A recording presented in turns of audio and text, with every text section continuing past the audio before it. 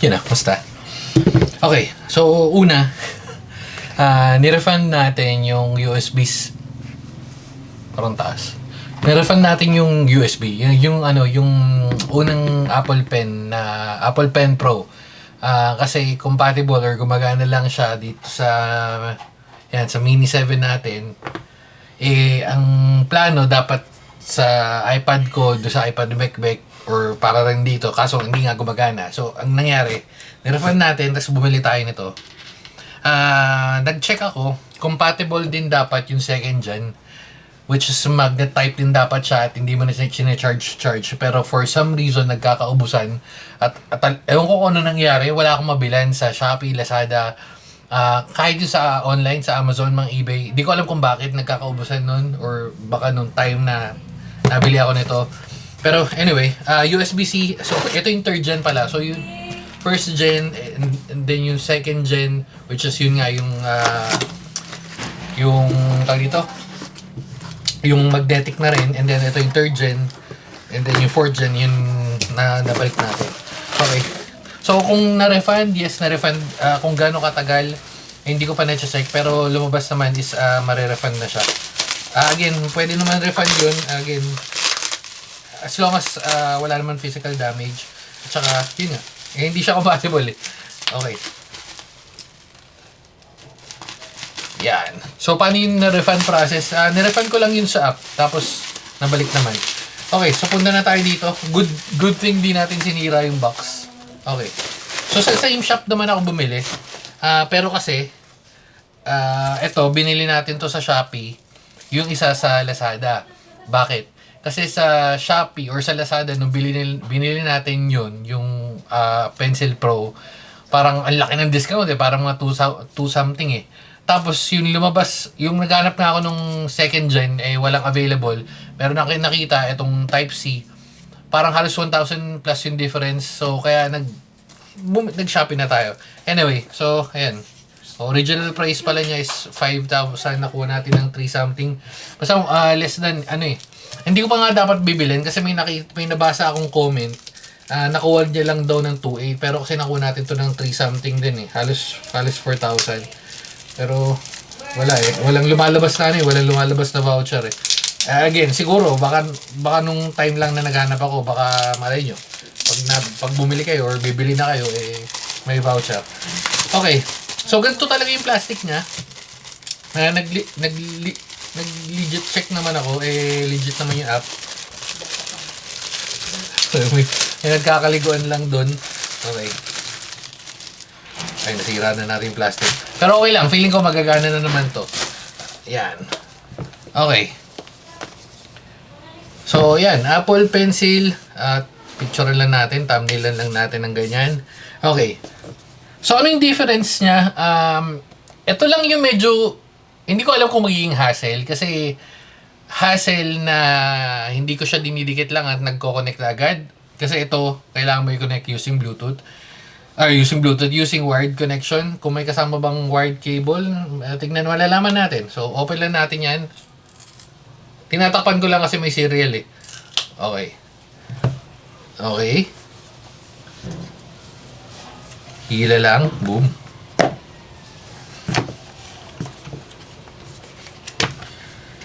Okay. Hindi ko pa rin mag-gets kung bakit nagkakaubusan yung second gen. Marami ba nabili ng wala na? Walang kable pala min. Well, isa naman to sa nabasa ko na parang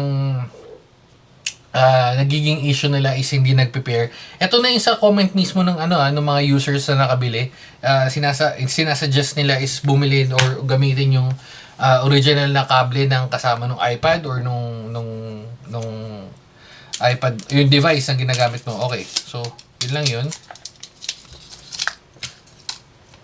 Wala nga rin Apple sticker eh. Paano natin to ko-connect? So, kailangan iangat natin yan at ayun na yung Type-C. Nag-charge ba to ng Feeling ko hindi eh. Hindi na nga. Baduy. Medyo baduy. Hanap tayo kable. So, eto random. Testing tayo. Random cable. Wala akong Ito. Testing natin. Anong kable ba to? Sa DJI yata to. Hindi ko matandaan. Basta random cable. Okay. So, iangat natin yan. Connect natin to.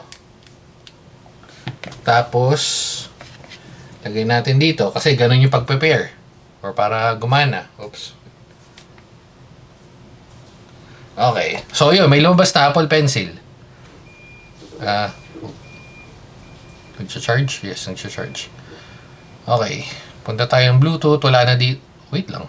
May Apple Pencil. Ito na ba yung Apple Pencil? Hindi ko sure kung lahat ng kable na Type-C gagana. Pero ano to kasi? Yung sa ano? Yung sa Nano. Or sa DJI. Okay. So yan. Connected na siya. Balik lang natin. Parang medyo baduy itong ano. Yung ganito. Ewan ko sa akin lang. Okay. So testing natin. Sa typing. Wala nang pinalabas na ano eh, na... Oops. Wait. Okay, testing.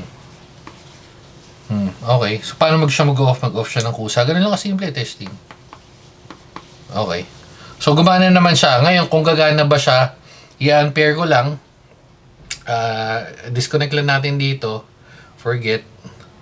Tapos, lipat tayo ngayon dito sa... Well, ito naman yung reason kaya tayo bumili nun. Uy. I-pair natin dito. So, pag gumana dito, malamang gagana doon sa iPad ni Beck. Wait lang. Yan. So, nakita nyo, hindi lumalabas yan. Uy, may message. Prepare lang natin. Ito yung medyo hassle na part. Kasi, alam mo yun.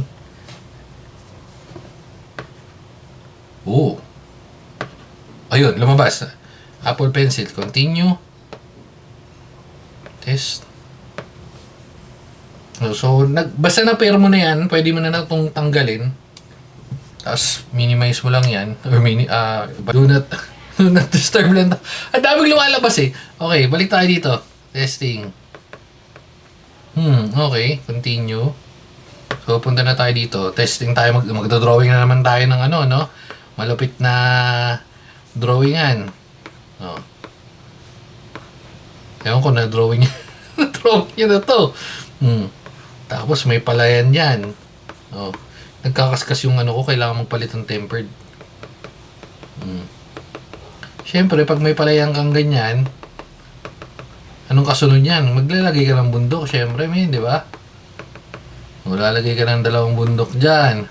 Tapos, may ano ngayon, araw. Anong kulang? Ibon, men. Nag-drawing din ba ng ganyan? Anong difference niya? Wala siya ng undo? Or hindi lang ako marunong gumamit? Pero hindi.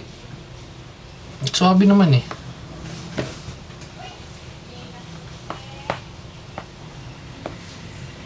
Smooth naman. Kasi mga pigs yun. Okay, yun lang. Tapos, pagkatapos nyan, if i-unpair mo, gagana ba? Sabay nga natin testing. Then, nakalagay dito, tapos i-connect natin dito. Kung gagana sabay. Total, nandito na, para malaman natin, no? Kailangan lang ba natin i-unpair or i-connect lang natin uli? Medyo ito lang yung hassle, no? Connect. Pero, sige. Lumalabas. Okay, lumabas.